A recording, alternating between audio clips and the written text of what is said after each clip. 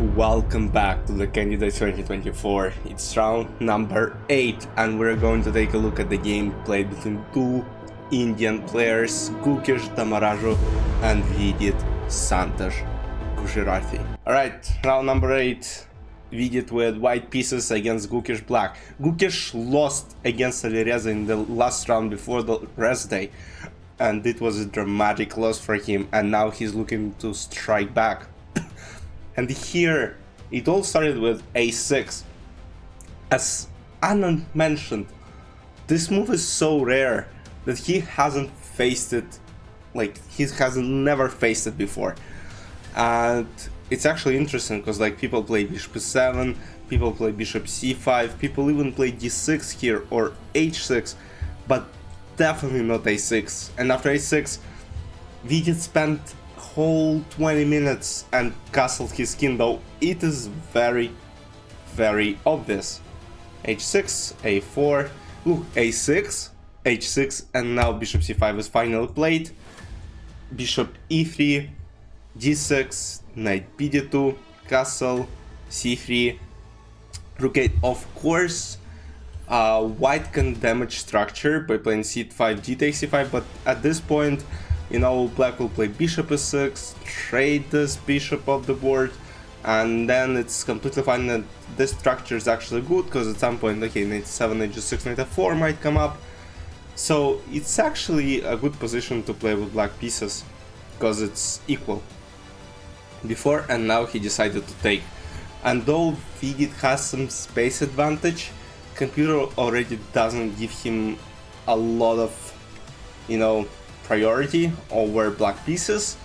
And now Gukesh is just playing, you know, simple game. He plays bishop e6, trying to take bishop off the board, and then b5, take knight b8, and knight is going to c5, or at some point might trade, go knight b6, and basically d5 is at some point is a plan.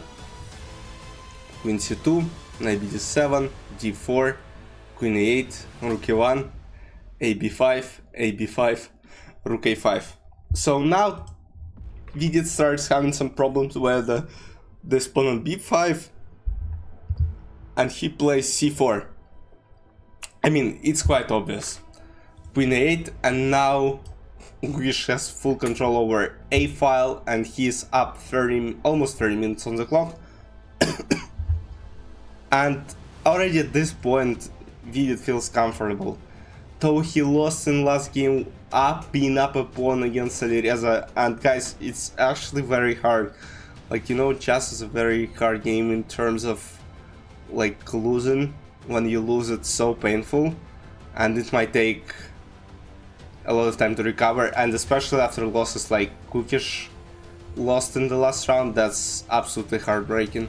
Rook a3, they kinda, you know, shuffle back and forth, queen b1, queen a4. Now queen is starting, you know, maybe free up space for the rook, and now yeah, triple, knight f5, king f8, rook f1, and now Vidit is trying to create some chance. Maybe play knight g7, maybe play knight h6, rook a1, queen d3, queen b4, takes, c5 is already, I would say, a huge blunder, because look, it's only +2 right now, and after a move that was done by Vidit, it's +4. B takes c5, knight c4, queen e1, rook e2, queen g1, king g3, and now guys, as you can see, it's mate in 13 moves, and the combinations you're about to see is something absolutely insane. Look, like it all started with this like tripling rooks on a file, and step by step, king f8, queen b4, and queen e1, and now queen is here, and queen is trying to checkmate, and basically, of course, you can't protect it. The position is just completely lost. Vidit, of course, he's down like 10 minutes, but at this point, even 10 minutes won't help him, even an hour won't help him. because even if your defense good enough, you won't be able to defend your king, And after knight h5, king h4 was played, knight df6. Now we protect this knight. And you might say, what's threatening? And basically right now, bam! g5 checkmate is being threatened. So bam! Knight h6 is played. So here computer, of course, he gives like queen h2, queen g3 idea, which is quite simple, honestly. And rook f1, and basically the idea is to play this and this. The game is basically over. There is even, yeah, rook f5. But, I mean, remember this rook f5 idea?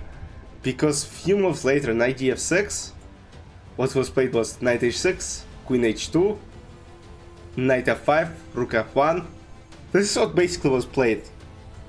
g4, and here, guys, Vidit is attacking this queen. But, Gukesh has, bam, prepared. And after rook h2, it's a pawn checkmate. I mean, I wish Vidit allowed this checkmate to happen on the board. But unfortunately what happened was e takes f5, queen g3, king g5. And of course here queen h3 works because there is no protection from this checkmate. And even knight h7. Like queen h3, knight h7 checkmate, let's say queen f4, they try to protect this. I mean, of course, this is even a checkmate right now. Even knight h7. Yeah, but what was played? Gukesh played knight h7, and Vidit admitted his loss in this Indian derby. So, in other results, guys, Hikaru Nakamura defeated Fabiano Caruana in All-American Clash, and he's moving up. And look at the standings right now. It's getting more interesting, and this year, you know what? There might be tie-break playoff match in the end. Because I think we'll have a tie in the end. Again, tournament might go either way, but it's getting very close now. Gukesh Damaraju and Jan Nepomniachtchi with 5 out of 8 are tied for the first place. Hikaru, guys, Hikaru lost to Vidit. And I would say that was a very unfortunate loss, but now, guys, he won against Fabi, he won against Alireza, and he still has a game against Nijat Abbasov in the second, you know, round later. So it's getting very exciting, and let's see what happens. Today we have Vidit plays against Hikaru again. Now Vidit plays with white, Gukesh plays against Prague, Alireza against Jan, and Nijat Abbasov with white pieces against Fabi. Fabi is a bit tilted right now, guys. And tomorrow this game might be so interesting, I'm telling you. I hope it will be interesting. But for now, I'll see you in the next recap. Enjoy, watch the candidate, watch the 9th round of candidates. It's getting very interesting. Bye bye.